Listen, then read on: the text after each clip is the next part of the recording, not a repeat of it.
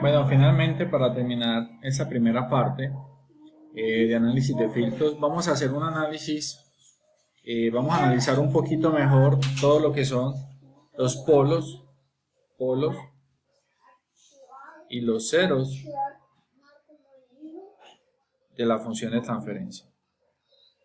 Para ello, lo primero que debemos considerar es que recordemos que S es realmente un número complejo, ¿cierto? Y por lo tanto tiene una parte real y una parte que es imaginaria. Así pues, nosotros para poder analizar los polos y los ceros debemos hacerlo en el plano complejo, donde en el eje Y van a ir los valores imaginarios y en el eje X van a ir todas las soluciones reales. ¿Qué vamos a tener? ¿Ustedes qué van a encontrar? Van a encontrar en todos los libros de filtros y diseñadores de filtros que las mejores soluciones deben estar acá, en este plano izquierdo. Es decir, para valores reales negativos, pero en la parte imaginaria, pues como hemos visto, realmente podemos tener nosotros pares conjugados, por lo tanto podemos tener tanto valores positivos como valores negativos en esta parte. ¿Sí? Esa es principalmente la razón por la cual nosotros vamos a conseguir algo. Profe, ¿y para qué es importante o por qué siempre nos dicen a nosotros que solo se deben admitir las soluciones que están acá en esa región? Bueno, la respuesta es muy sencilla. De hecho, yo me hice esa misma pregunta cuando estudié por primera vez este tema. Y es para que el sistema sea estable. El sistema sea estable. Para comprender un poquito más esto, recordemos un poco que esta función de transferencia puede expresarse en términos de los polinomios se puede expresar en términos de los polinomios como QS, y por lo tanto eso implicaría lo siguiente. Como esto nada más puede tomar valores al lado izquierdo, ¿qué puede pasar? Los polinomios del numerador, pueden tomar tanto valores positivos como o negativos, ¿cierto? Con esto no hay ningún problema realmente, no hay mayor problema. Pero en el caso del denominador, recordemos que estamos trabajando con polinomios, ¿cierto? De Hurwitz. Y por ende, las raíces para que sean soluciones estables de nuestro sistema deben ser solo valores negativos. Listo. Por esa razón siempre nos van a dar soluciones en ese plano izquierdo. Vale. ¿Qué otra cosa es importante acá? Básicamente nosotros vamos a poder encontrar que los ceros de nuestra función, ¿cierto? Como les decía antes, están determinados por las soluciones que nosotros encontremos para el polinomio P, mientras que los polos van a estar determinados por las soluciones que nosotros encontremos para nuestro polinomio Q. ¿Listo? Y ya. Bueno, creo que eso es todo en esta primera parte de filtros. Ahora, a continuación, pues, básicamente lo que vamos a mirar, vamos a analizar un poquito qué es un filtro ideal. Básicamente, un filtro ideal, recordemos que ¿qué es un filtro ideal? Un filtro ideal, básicamente lo que nos va a decir a nosotros, nos va a determinar es, vean, nosotros vamos a tener un dispositivo, y juega, como decíamos ahorita, un dispositivo que tiene una función de transferencia. Cuando entra una señal de entrada,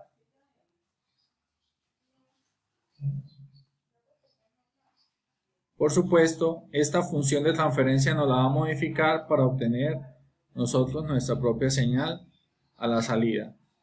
¿Sí?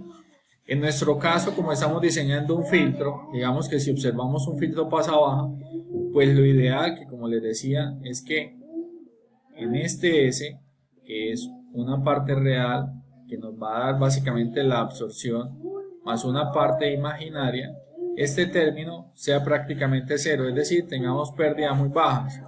Como tenemos pérdidas muy bajas, en un caso ideal, pues lo ideal es que tenemos unas pérdidas igual a cero, como mostramos en esta gráfica, donde mostramos cómo son las pérdidas en decibeles en función de la frecuencia angular de un filtro. ¿Sí?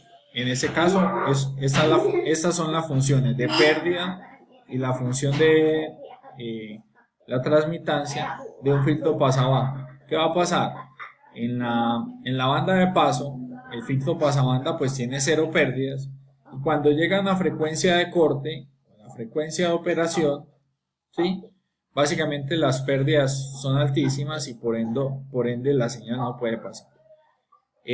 Por supuesto, estas dos señoras, la pérdida y la transmitancia, son complementarias. Aquí que pueden ver ustedes, básicamente, en la transmitancia nosotros vamos a tener 0 decibeles, es decir, no vamos a perder nada de nuestra señal, todo lo que entra va a salir, absolutamente todo lo que metemos va a salir intacto al otro lado, ¿cierto? Cuando estamos trabajando en esa parte, estamos trabajando en la banda de paso, mientras que cuando trabajamos en la banda donde tenemos máxima absorción o máxima pérdida, estaríamos trabajando en la banda de rechazo, ¿cierto? Eso es un filtro ideal. Vean que la caída es pues de 90 grados. En un filtro real pues esto ya no es de esta forma, ¿sí? Un filtro real pues tiene realmente una caída muy leve.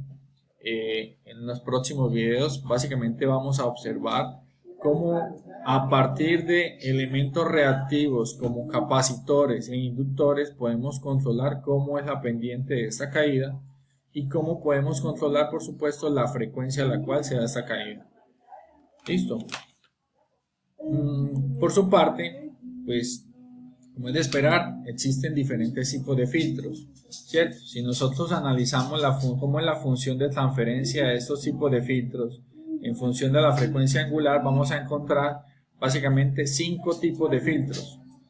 El primero, que era el que les mostraba anteriormente, es básicamente lo que conocemos nosotros como el filtro pasabaja, es decir, que nos permite pasar todas las frecuencias por debajo de una frecuencia de corte, ¿sí? Es decir, nos permite pasar las frecuencias más bajas, ¿cierto? Y a partir de una frecuencia de corte no nos deja pasar absolutamente nada. Está el complementario a este, que es un filtro pasa alta, que hace totalmente lo opuesto. No nos deja pasar las frecuencias más bajas a una frecuencia de corte establecida, y después de esa frecuencia de corte pues nos deja pasar la señal de forma intacta. Eso de forma intacta pues pongámoslo ahí entre comillas, porque después vamos a ver cuando empecemos a analizar con simulaciones y con cálculos que realmente tener una transmitancia igual a 0 decibeles es bastante complejo, ¿sí? Es bastante difícil de lograr.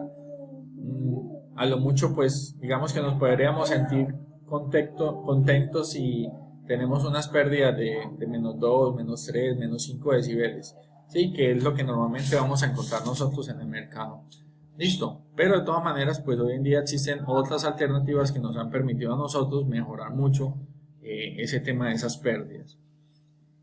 La otra alternativa es un filtro pasabanda, que es bastante interesante. De hecho es uno de los que más se utiliza en telecomunicaciones. ¿Qué hace un filtro pasabanda? Nosotros lo diseñamos para que nos permita pasar todas las frecuencias entre dos frecuencias específicas. Por ejemplo, tengo una antena, ¿cierto? Tenemos una antena para radio conectada a una estación de radio, por supuesto, y esa antena de receptora pues nos está captando muchísimas frecuencias y decimos, no, vea, pero es que a mí realmente solo me interesa recibir las frecuencias, qué sé yo, por ejemplo 900 MHz, ¿sí?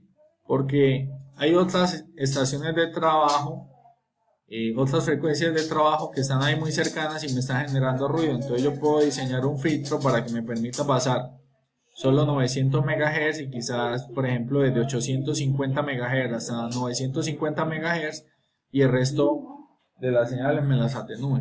Eso es lo que hace un filtro pasabanda, me permite el paso de una banda muy específica y el resto de las bandas me las atenúa. Listo. El complementario a este sería un filtro rechazabanda, que me permite a mí el paso de todas las bandas, ¿sí? De todas las frecuencias, a excepción de una banda específica entre una frecuencia 1 y una frecuencia 2. Y por supuesto algo que realmente se conoce como un filtro pasa todo, que realmente lo que hace es que nos permite pasar absolutamente todo. Vean que en todas estas ustedes van a encontrar un H sub 0. Ese H sub 0 es básicamente el valor máximo que nosotros podemos dejar pasar. Listo. Como les decía, en el caso ideal, pues ese H sub 0 serían 0 decibeles, pero ya cuando llevamos a la práctica, pues ese valor realmente no es ese. Listo. Cuando trabajamos con filtros pasivos, pues básicamente recordemos que estos filtros no tienen ganancia. Vamos a escribirlo así. A ver. No tienen ganancia. No tienen ganancia. O sea que el valor máximo que nosotros vamos a encontrar de H sub 0 pues es 0 decibeles, que es lo máximo que nosotros podríamos llegar. Si nosotros quisiéramos filtros con ganancia, tendríamos que trabajar con filtros activos. Esos filtros activos solo se logran trabajando con materiales, por ejemplo, ferromagnéticos, ¿sí? O que están dopados con los polímeros o los materiales que estamos utilizando están dopados con nanopartículas que le permiten adicionalmente de generar un filtrado obtener una ganancia. Listo. Muchas gracias. Espero que esa primera parte del curso en el cual hemos analizado la función de transferencia de un filtro les haya servido, les haya quedado claro. Los invito a que si tienen alguna pregunta la hagan, me dejen sus comentarios y no olviden darle like al video. Muchas gracias.